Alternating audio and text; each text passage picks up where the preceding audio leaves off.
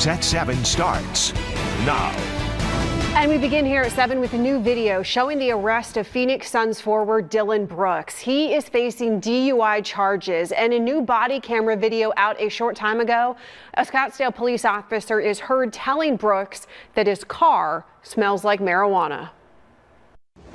Tonight, Scottsdale police are releasing the body camera footage of Dillon Brooks as he was arrested on suspicion of DUI. The Phoenix Suns forward was pulled over overnight around 1 a.m., but then later released. I see why I'm getting pulled over. Why you're being pulled over is you failed to stop. You failed to maintain your lane 6 different times as we traveled north on Scottsdale Road from Mountain View. The Scottsdale police officer told Brooks he smelled marijuana, and Brooks said that he had not smoked or had a drink in the last 6 months.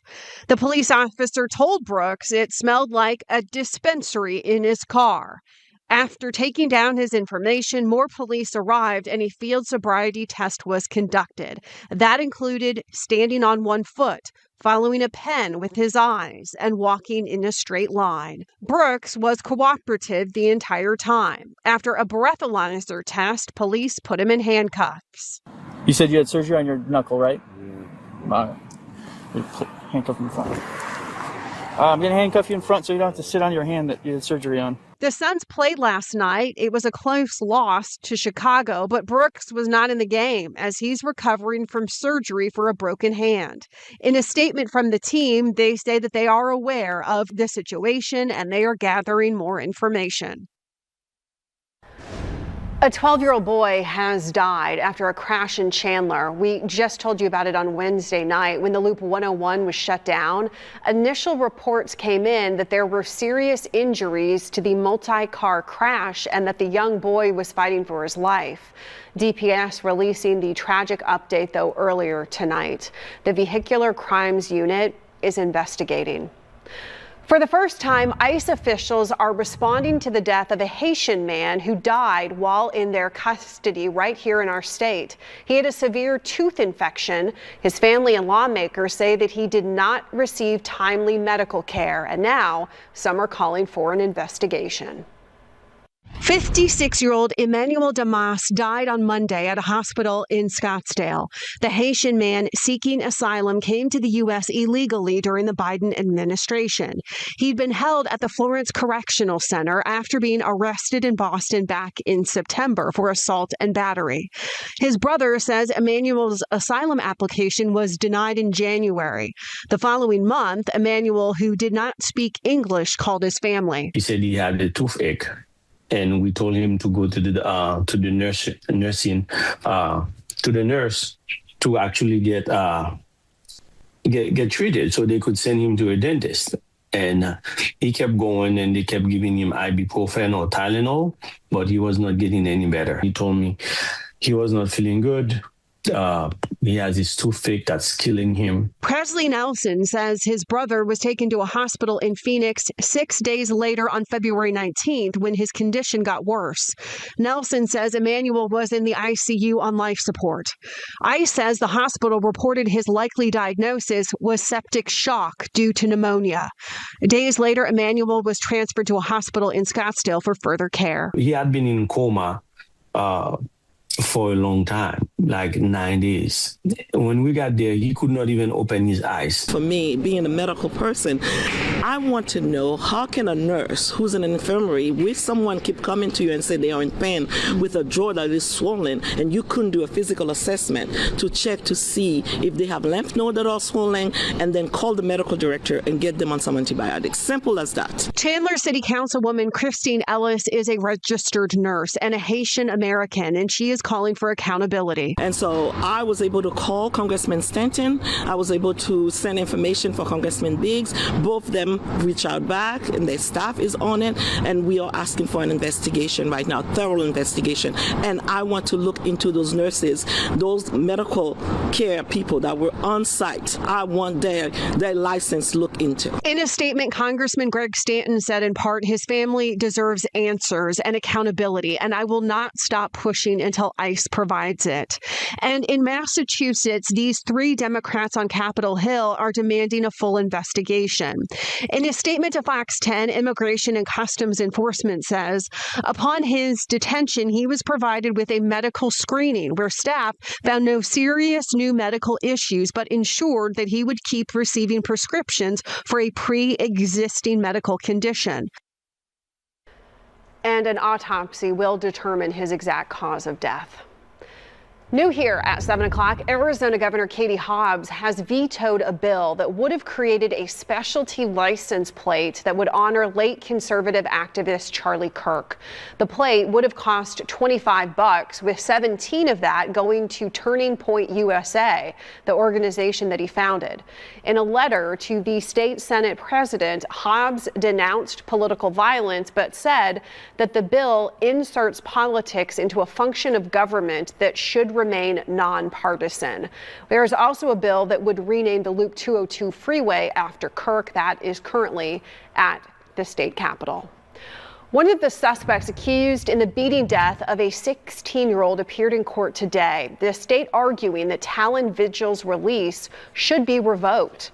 The prosecution is arguing that Vigil violated the terms of his release when he was arrested 2 times by Gilbert police on misdemeanor charges. He's accused of violating an order of protection and also reckless driving. His lawyer is arguing that he was only arrested for reckless driving because of a Gilbert police crackdown on e-bikes, e-scooters, and motorcycles. His lawyer says that Vigil works on them in his driveway. Now, he says the officer did not see him driving and that Vigil has been complying with every order. The judge will make a decision by April the 1st, but Vigil is one of several young men accused of beating Preston Lord to death in 2023 and being a part of a gang called the Gilbert Goons. New tonight on a plane crash in North Phoenix. It sent 3 people to the hospital. We're learning now that the 2 homes that were hit are still unoccupied because of the ongoing hazmat situation. And our Brian Webb has more. The residents of the home behind me just got back, said they weren't ready to talk just yet. The home next to it, well, that's been vacant all day, likely because of all the cleanup, including airplane fuel that leaked into the insulation under the roof. And all of this has residents out here thinking twice about the possible dangers from up above. Flowers, cookies, and packages sit at the front door. Tarps cover holes in the roof. A few small signs of a big week on this block. 2 guys were sent out right here on the curb, a pilot and the passenger of the plane, getting their heads wrapped up, taken away in the ambulance. I saw a wing on the house up there, which is really what set me off that, hey, plane crashed. The small Cessna fell from the sky Wednesday morning, a student pilot and instructor on board. Both bloodied and bruised, but managed to walk away. And a man in one of the homes was hit by debris. All 3 went to the hospital. Mike Slack is a pilot and aviation attorney based in Texas, not connected to this situation, but says these cases are fairly common. Needle that has to be threaded is we got to get back to the runway as quickly as possible and not stall the airplane, have an aerodynamic stall, which would kill them. So it's a challenging thing to do. The plane was removed the very next morning, replaced by construction crews cleaning and patching, plus draining airplane fuel that leaked at the crash site. 15 or 20 gallons of gasoline is probably going to kill something or cause some health issues. So I'm sure that authorities are going to have to sweep those premises to make sure there's no residual danger to the occupants before letting them in. Residents around here are used to the buzz of air traffic morning, noon, and night, so much they mostly tune it out. But maybe not so much anymore. A little more nervous, still want to get out, but hopefully it's like a lightning strike. It won't hit twice in the same spot. Attorney Mike Slack says the usual suspect in these cases is engine failure caused by wear and tear. He says the planes used to train new pilots are often used well beyond what they were built for, and in places like Arizona with this nice weather, they can be used 12 months out of the year. The FAA and NTSB will investigate what went wrong in this case. In Phoenix, I'm Brian Webb, Fox 10 News. Tonight, a legal victory for schools across our state as a Maricopa County judge declares the state school funding system unconstitutional.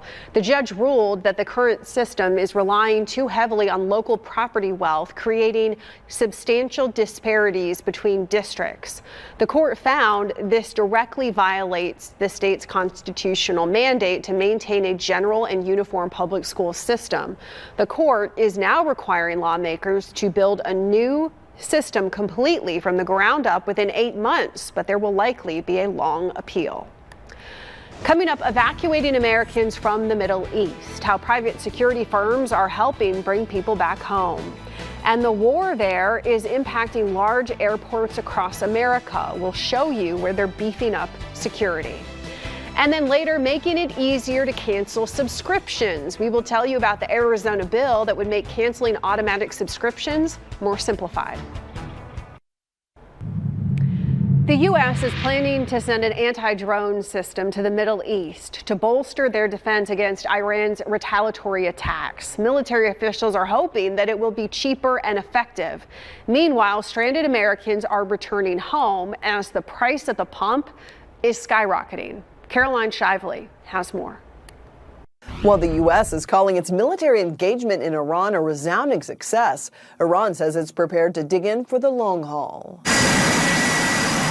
President Trump, speaking to Fox on Friday, says defense contractors are ramping up production for Operation Epic Fury. CENTCOM reports striking more than 3,000 targets in Iran over the last week. President Trump on Friday said he's seeking an unconditional surrender. We are achieving the military objectives of this operation, and that is going to continue because the United States military is the best and most lethal fighting force in the world. Iran says it launched another flurry of ballistic missiles at Israel. One over the West Bank dropped what appeared to be cluster munitions, but there were no reports of any casualties.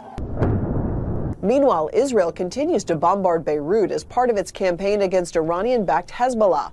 Nearly 100,000 there have fled following evacuation warnings. The first U.S.-sponsored charter flights arrived back on American soil this week. A pair of Maryland high school students who got stuck on a layover after a class trip spoke to Fox about their ordeal. All our phones went off with these alarms, and we heard like explosions and stuff. We saw one missile intercepted. That was pretty cool. The president also predicted oil prices would come back down once the war ends. According to AAA, the average price for a gallon of gas is now $3.32. That's up from $2.98 a week ago. In Washington, Caroline Shively, Fox News. On U.S. soil, an increase in security is happening at some large airports like at LAX, and more police are working right now curbside, cracking down on cars left unattended outside the terminal, giving out tickets if they're left too long. Inside, there are more police officers walking on patrol, and for some people traveling, they welcome that security. This morning, but I walk around and I look, everything is good because the police, everything, the security everywhere, so make me feel like more comfortable on that. Do you feel safe here at LAX? Yeah, I feel safer, a lot safe right here. Essentially, yeah, when you see police or any military, it makes your heart feel at peace, essentially, yeah. Airport police are now vowing to set up these security checkpoints to bring a, quote, enhanced high visibility presence inside the terminals and random checkpoints at airport entry points. Coming up at 7 o'clock, spring break crowd control. The police department that is now turning to special drones to help with their enforcement. We'll explain how it will work. And down on one knee in Terminal 3, why an airport proposal is now going viral. And we have your weekend forecast coming up after today's beautiful cooler day. Another warm up on the way. That coming up. You're watching the Fox 10 Weather Experts with Ashley Loessa on Fox 10 Extra. Hey everyone, welcome back. We're starting things off with a live camera out in Flagstaff because we're going to be showing you radar. We had a little bit of some activity that really hasn't been touching the ground. It's nice and quiet and cold out there. The cold front pushed through and it dropped down those temperatures with 33 degrees just about out in Flag. Now things will be picking up when it comes to the winds and also those temperatures. So we got a lot to highlight for you. The first thing, our Fox Vision. Here is a look at that. As we zoom in closer, we actually still have a little bit of what's looking like a wintry mix of rain and snow, but if anything, it's virga that's not really hitting the ground. Nothing measurable, nothing significant when it comes to any moisture today in the high country, really struggling to become more unsettled. What has been unsettled are those winds towards Mojave County, adjacent to Vegas and areas across SoCal. We have a wind advisory at least until 11 o'clock. We've had some pretty strong winds up to 50 miles an hour out there. Now, something not as strong has been any ridging. In fact, that cold front dropped us significantly down. 73 was the high today. That is below average for us, with 75 the norm. So 73 was our high, and it looks as though the record was 92 degrees back in 1972. And the return of the 90s are certainly going to be making its way across the state again. Temperatures right now, 68 here in Phoenix, 33 towards Flagstaff, as you just saw, 46 out in Sedona. Over the past 24 hours, we've certainly felt those cooler temperatures, especially further east compared to last night. Areas like Safford, we've at least been 12, even 13 degrees, a little bit cooler towards St. John's as well. So that temperature comparison is definitely noticeable. Tonight is also going to be noticeably chillier, 49 here in Phoenix, 21 towards Flagstaff, 19 in the Grand Canyon. Tomorrow, temperatures yet again climbing above average. So this was a brief cool down. Guess what? Another one eventually will be on its way. But for this weekend, we're back into the 80s, near 80s for your Saturday, 86 for Sunday. Winds right now, let's talk about it. They've been gustier, windy, as I should say, further west. Across the valley, they were a little bit breezy, easier in nature, but they're certainly going to be even higher for our friends in the high country. So just a heads up, if you have any weekend plans to head up north, be prepared for a very gusty day ahead. Windy, we'll add. For your Saturday morning through Sunday, another passing system. It's going to be sweeping through, bringing us over 30-mile-an-hour winds out towards areas like Sedona. Take a look at your Saturday night, 36-mile-per-hour wind gusts, mind you, out there. As far as futurecast goes, it looks as though things are going to be drying out for us. Mostly sunny skies for all of the state. Dry conditions are going to prevail. We've talked about rain chances, of course, for Monday. We'll see a system pushing through. If anything, it's going to be a light rain that we are anticipating. Nothing like a soaker here across the state. If anything, there's your 10-day forecast. We're looking at those temperatures again warming up for this weekend. And then our last and next cool down is going to be Monday. Enjoying those 70s, because after that, we're going to be back into the 90s, upper 90s by the following Monday. So this is way above average for us. Yeah, wow, 96. Just take advantage of what we have going on right now, folks. Yeah, your fair warning. Okay, we will. Okay, this is a cool story. Love, it was in the air at Chicago's O'Hare Airport at a place you probably would not expect. Video from the airport is showing a man proposing to his now fiance. She said yes at the Chili's at Terminal 3. Now, you might not think it's very romantic. However, that was where the couple met. Yes, very romantic. People, they were actually talking, you know, they didn't have their face in their phone. They were talking to each other. That's how they met in 2023. Yeah. And the social media account for the airport gave the couple some well wishes, but Chili's, this is pretty cool. Okay. They're offering to pay for the couple's honeymoon. Wow. So that is pretty cool. That is really cool and very generous of Chili's. I know. Something about a Chili's, though. I know. Chips and queso, man. Oh. What is it called? The triple dipper? Yeah. Oh my God. They got to do a Lady and the Tramp moment with that. A little photo shoot. So good. Chili's, man. Now I'm just hungry. I'm salivating. I think that's where we're heading to after. Chili's is where it's at. Yeah. Chili's is where it's at. Wendy's is actually pretty good too. Yeah, that's true. Wendy's, okay. Yeah. Frosty. Can't go wrong with that. Oh my God. And well, they're hiring.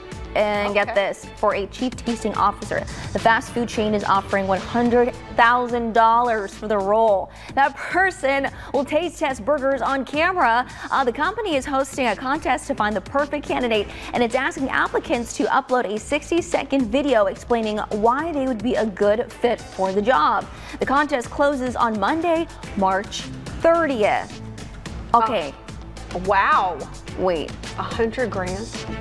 Just to try some burgers? Are you kidding me? I feel like we would be perfect for this. We have on-camera experience. Yes. Okay. Yep. We've been out and about. We try food here on the show. Yeah, absolutely. Burger, and their chili as well. Their chili's very good. Do they still serve the chili? And dip the French fry in the Frosty. Absolutely. That's the way you got to do it. Food talk. Yeah, Oof. I know, love it. Okay, well, coming up here at 7 o'clock, the National Archives Freedom Plane Tour. It is underway, giving people across the country a rare opportunity. We will take you on it when we come back. Spring break kicking off for a lot of college kids all across the country, and police, well, they have a new way to keep people safe in Florida. We'll show you how it works.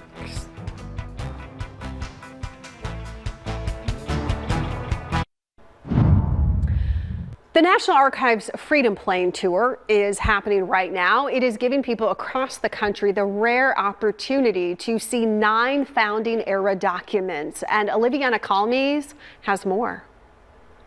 Most Americans don't get to see these documents unless they go to D.C. because they rarely make it out of the National Archive. But now, starting today, people across the country will be able to get a close-up look as the country prepares to mark its 250th anniversary. This is a way for us to bring the documents to the people. Inside this dimly lit room, visitors can walk right up to the documents that started it all. These fundamental documents that record all those happenings as our forebears sought to define who we were and who we wanted to be as Americans. These original records arrived in Kansas City on what organizers are calling the Freedom Plane, a specially marked aircraft carrying them across the country. These are the founding fathers of the United States. And so there's a great pride that comes with that.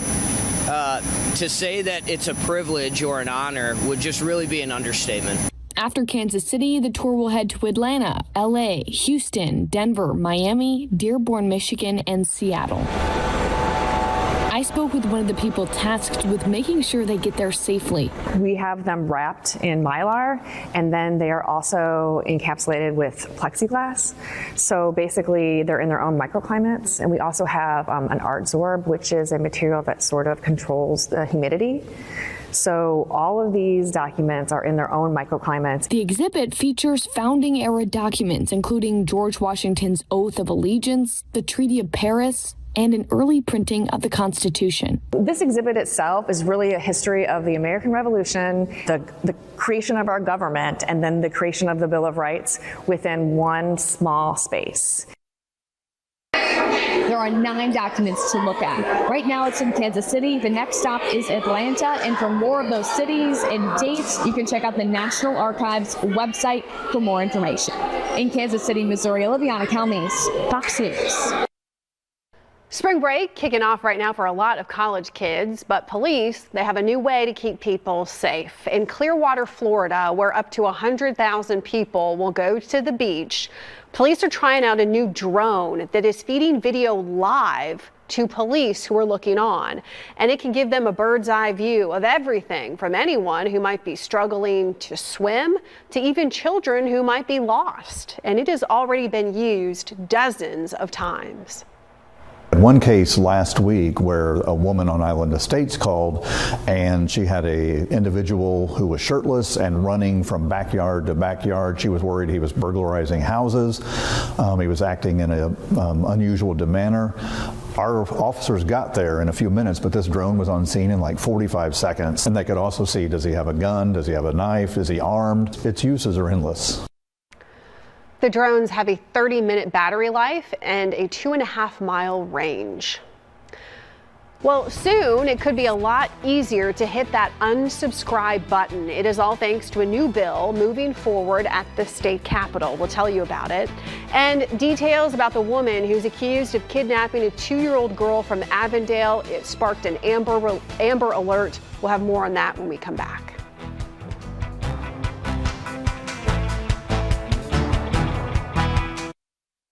Fox 10 Extra News at 7 is back. A woman accused of kidnapping and causing an Amber Alert has been indicted by a grand jury. That little girl was rescued when a Quick Trip security guard worked with employees of a moving company to block the suspect's truck in until police could arrive. 23-year-old Marina Noriega is charged with custodial interference and burglary. And according to court documents, she was homeless and temporarily staying with the little girl's family when she took her. Noriega is being held on a $250,000 cash bond. A bill to make canceling subscriptions easier just passed the House at the state capitol. That bill will require companies to provide a simple, cost-effective, timely, and easy-to-use method to cancel a recurring payment. Now, if it is online, there must be a one-step cancellation link on the website or via email. The bill would also require a transparent, free trial process, clearly explaining the price charged at the trial's end. The bill will now move to the state Senate. Arizonans pursuing a job with one of the state's largest utilities are putting their skills to the test. They're competing in SRP's Lineman Apprenticeship program. The utility held what it calls the Grunt Olympics, happening in Mesa today. And during the physical agility test, people are learning the work that is required in the field and working on their skills, including an obstacle climb, cutting power poles with a chainsaw, removing heavy materials, and also performing other tasks. Always evaluating on safety. Safety is paramount. It's a requirement for being in the line apprenticeship program because we expect our employees to not only be productive, but to be safe while doing it. SRP will now be selecting apprentices from the training. It is the utility's 20th annual Lineman Olympics. If you are heading to a spring training game out in Scottsdale, then your parking spot could be a game changer for a Valley student. Honor Health is opening a lot to baseball fans with 100% of those proceeds going to healthcare scholarships. Megan Spector has more. The Honor Health parking lot is right across the street from the Scottsdale Stadium. It's $20 to park here, and all of that money goes right to helping our future healthcare workers. We're out here at Honor Health selling parking spaces, $20 a space, and all the money that we make goes towards our scholarship program. Paid parking for a good cause. Honor Health has been selling parking spaces during spring training right across from the Scottsdale Stadium for more than 30 years. Past over 30 years, we've given away over $1 million in scholarships to high school students. It started with Saguaro High School and then how has expanded to students across the state of Arizona for high school seniors and also students currently in college. Investing in Arizona students on track to become our future healthcare workers. When I tell people when they give them their $20, I tell them it's going to the scholarship fund. They say, great. In fact, I even got a $10 donation. Just really nice knowing that what we're doing out here is definitely going directly to the cause, that it's helping people in a lot of different ways. It's a win-win for baseball fans, a great parking spot for the game, and a chance to give back. I think it's a really cool idea to invest into your future and growth. I think it's great. We got some friends. Their daughter is a nurse, went to school at the University of Arizona, so it's a great deal. If you are coming out to Scottsdale for a game, this parking lot is right at the corner of Drinkwater and 2nd Street. Reporting in Scottsdale, Megan Spector, Fox 10 News. Celebrating the beginning of spring training, Mesa bringing back the baseball block party this weekend. There will be live music, batting cages, and activities for children. A beer garden, the new Arizona Baseball Museum in Mesa will be present to talk about the history and culture of baseball in Arizona. It is Saturday from 11 to 3 at McDonald and Main. In entertainment headlines, Harry Styles released his 4th album, Kiss All the Time, Disco Occasionally. To celebrate the release, there are pop-up events happening all around the world this weekend, and one is happening in Scottsdale. We went to check it out today. A line already forming around noon. The doors did not open to the public until 4 p.m. The pop-up has all sorts of merchandise, from t-shirts to hoodies, pillows and towels to art. We spoke to some of the fans waiting in line about the new album. Favorite song from the new album, Coming Up Roses is my favorite one. Yeah, but I liked all of it. It's a little more funky and different than his last album. Throughout all his albums, his message has always been to just be authentically yourself. And I feel like that's a big overarching message with this new album, is he's authentically himself with this album, and it's I know a lot of people were saying that it's so different from old albums, but I feel like he made the music that he needed during his break, and it's kind of the music that we need right now. The pop-up is located in the heart of Old Town Scottsdale off 5th Avenue and Stetson Drive, and it will be open until 9 o'clock tonight and then on the weekend from 11 a.m. to 6 p.m. A jobs report far below expectations. We're going to hear from an expert about which industry has seen the most losses. And with airstrikes happening in Iran, the already volatile oil market is reacting. We'll have an update on where markets are right now when we come back. The conflict with Iran is continuing to have widespread impact, especially on the price of oil. Lauren Simonetti has more. As strikes continue across the Middle East, oil prices are surging, with tanker traffic nearly halted in the Strait of Hormuz. That's a pivotal waterway for oil transport.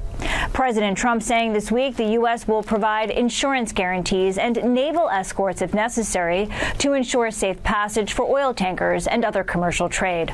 As soon as it's reasonable to do it, we'll escort ships through the straits and get the energy moving again. U.S. crude is up more than 5%, topping $90 a barrel for the first time in nearly 2 years. President Trump says it's a short-term spike for a long-term gain. As soon as this ends, those prices are going to drop, I believe, lower than even before. Meanwhile, drivers in America are feeling the pain at the gas pump, and Democrats are pouncing. If Donald Trump doesn't want gas prices to go up, he should not have unilaterally started a war with Iran. The national average for a gallon of gas sitting at $3.32. That's up from $2.98 just a week ago and $2.90 last month. Meanwhile, Secretary of the Interior Doug Burgum, returning from a trip to Venezuela this week, he says their cooperation with the U.S. will ultimately drive down the price of gas. With the Venezuela partnership, we have an opportunity to move the geopolitical center from the Middle East, to the Western Hemisphere. Amid rising concern from consumers, Energy Secretary Chris Wright says he expects gas prices to fall within weeks, not months. In New York, Lauren Simonetti, Fox Business.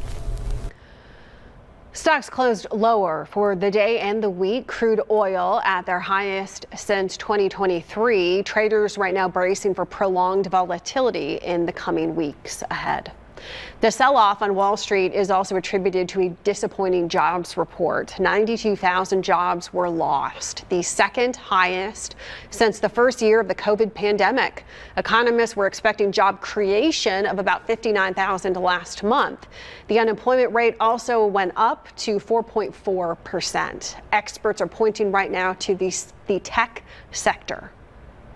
In the tech sector, we continue to shed jobs, and that's important. That's been shedding jobs for some time, even though they sort of are putting a lot of resources into AI. Some of it's productivity gains, but it's also because they need to have more cash flow to build the data centers, which don't create many jobs.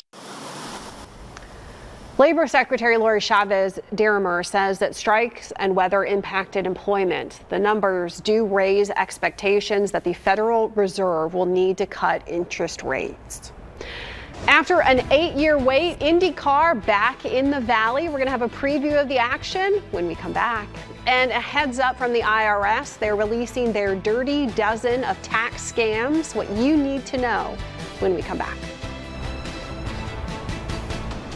And we're also going to be forecasting some much warmer temperatures. It looks as though it's going to be a long stretch, as well as some rain chances. Full forecast coming up.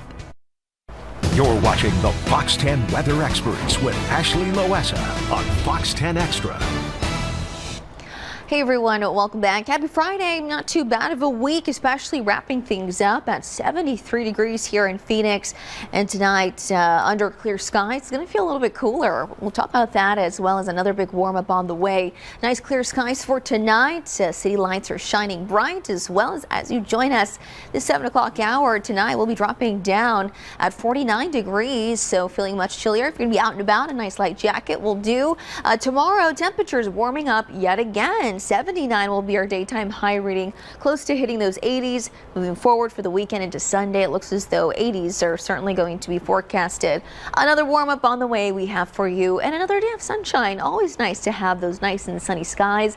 That'll then turn to a little bit cloudy and wetter conditions. At least that's what our European model is showing. So putting this into motion for you, moisture coming in from the south. It looks as though this model in particular is showing for early Monday morning. You can see across southern Arizona, that's going to be pushing forward into the afternoon, evening hours. This is what 4 p.m. is looking like. Notice that a lot of the moisture is going to be centered further south, the high country, looking to dodge any active weather. And it looks as though that'll continue to shift just slightly up north and east with Monday, 7 p.m. just about. This is what we're looking at. So a lot of green that we're seeing here along and east and south of Phoenix.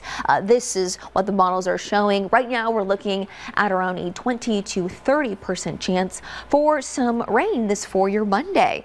But moving forward, we have the latest with the prediction outlook. This released by the National Weather Service for March 12th through the 16th. It looks as though for a lot of the nation up north and east of us, looking wetter than average. But as we zoom in closer here in Arizona, it's actually going to be drier and hotter. Not warmer. We are looking at another warm up on the way. We talked about a roller coaster ride of those temperatures with the cool down today, the warm up for this weekend, another cool down and also chance for rain for your Monday. And then after that, it looks as though, yet again, looking at this 10-day forecast. For those of you just joining us, we are looking at nothing but 90s. Yeah. Oh my goodness, that is going to be hot. Now, as far as like we're talking about the Phoenix Raceway, this weekend should be great for racing because we were a little worried earlier in the week that there might be some rain with the the breeze coming in, but it looks great. It's looking great. Yeah. How about that? Awesome. So get out there, enjoy it, especially with the weather conditions. Yeah, love it. Okay, well, speaking of the Phoenix Raceway, NASCAR, IndyCar, they are on the same track. Same weekend. NASCAR comes here every year, but this will be the first time for IndyCar as well in 8 years. Danielle Miller with the preview. Well, good evening, everyone. It is a jam-packed weekend right here at the Phoenix Raceway. A pretty monumental weekend, I have to say, because there's NASCAR and there's Indy cars, which has not been back here to the Phoenix Valley in quite some time. We have Matt here. Matt, the Indy cars being back here in the Valley, it's huge. It's massive to get back here. Really, you think about the history of this racetrack. When it started back in 1964, this started out with Indy cars on track. Open wheel racing has a rich history and tradition here, and so you've seen the greats of the sport like Mario Andretti, Bobby Unser, Al Unser, Johnny Rutherford. Those guys competed here back in the AJ Foyt. And so they made their names here. The teams would come here to practice and set up for the Indianapolis 500 way back in the day. So this is like a proving ground for Indy cars. And so to be able to welcome them back here, to welcome them back into the tradition, and then bring in NASCAR along with it, it makes for a great win-win situation for our race fans. And so race fans here in the Valley are going to be in for a treat this weekend. Awesome.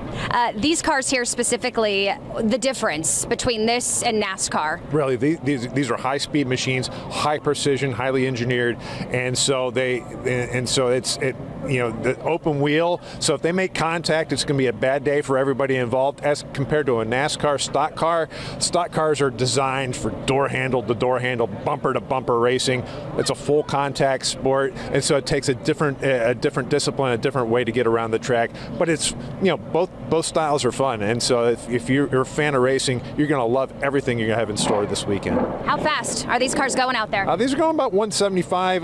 Probably maybe top out at 180 at top speed here on a 1 mile dogleg oval. You imagine that? That's pretty darn fast. I mean the NASCAR cars go fast around here too, between 130, 140. But it's a whole different ball game from a speed standpoint. So it's like you got to keep your head on a swivel because these things go around fast. You do. Okay, website. How do we find out more information about tickets? How do we come out and check it out? www.phoenixraceway.com. You'll see all the information there, how to get tickets, all the fan activities. We're going to have Joey Chestnut here on Sunday morning before the Straight Talk Wireless 500 doing a hot dog eating contest. So fans that have an infield experience ticket, they can get down here right to the stage. Craig Morgan's doing a pre-race concert. Luis Gonzalez is going to be out here driving the pace car. We're going to have a lot of other fun celebrities out for the Straight Talk Wireless 500. So people need to get there, get their tickets now. They're going fast, and we can't wait to see them out here. Matt, thank you so much. We appreciate it. Check it out. A very fun weekend right here at Phoenix Raceway. We'll send it back to you guys. A warning sent out for taxpayers to look out for scams. The IRS right now calling today Slam the Scam Day. They came out with their dirty dozen list of tax scams like AI-generated IRS impersonations or identity theft to gain access to someone's online IRS account. You should also look out for fake charities and misleading advice on social media. We want you to know that the Internal Revenue Service will never call and threaten to put you in jail if you don't pay immediately with the go put money on a card, that kind of thing. That is not our mode of operation. So please, don't do it. And remember, if someone is calling you from the IRS, you can always ask them for their badge number to make sure that you are speaking to an actual agent. Coming up, the latest episode of Unknown. We will learn more about declassified documents on the Kennedy assassination when we come back.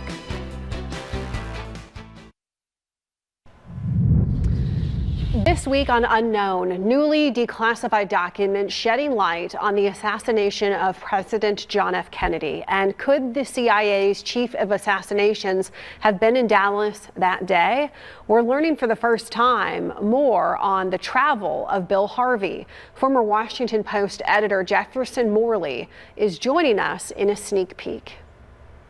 We are continuing to ask for additional records related to Harvey's financial and travel in 1963. That could be relevant to the assassination. Is Bill Harvey, guilty of a conspiracy to kill the president? No, not at all. He's a plausible suspect, and about whom we have learned new things recently. That's the best way to put it. Certainly sounds like a guy you don't want to cross. Can I ask you a little bit more about that? Do we think he hated the Kennedys? Was that political or personal? Do we know? It was about Cuba. He felt that Kennedy had chickened out at the Bay of Pigs when he didn't support the CIA-trained rebel force. He felt that he had compromised during the missile crisis in 1962. Shall be the policy of this nation to regard any nuclear missile launched from Cuba against any nation in the Western Hemisphere as an attack by the Soviet Union on the United States, requiring a full retaliatory response upon the Soviet Union. He was a hardline anti-communist at a time when Kennedy was pursuing a more dovish policy, trying to reduce the risk of nuclear war, and seek a more peaceful country. And so there was a profound political difference. I think that there was also a personal dimension to it. Kennedy was an aristocrat. He was an East Coast guy. He was very smart. Harvey was super smart too, but he was a guy from Indiana. He didn't have the advantages of class. So he resented Kennedy for that reason. So it was both personal, but mostly it was political. And they also talk about the fight in federal court over hidden film of the assassination. The family of the man who recorded it is claiming that it could prove that Lee Harvey Oswald did not act alone. You can scan the QR code for a link to the full episode, or you can watch it right now on our YouTube page. Thanks for joining us here at 7 o'clock on this Friday. We have more news, weather, and sports coming up right here at 9 and 10 o'clock.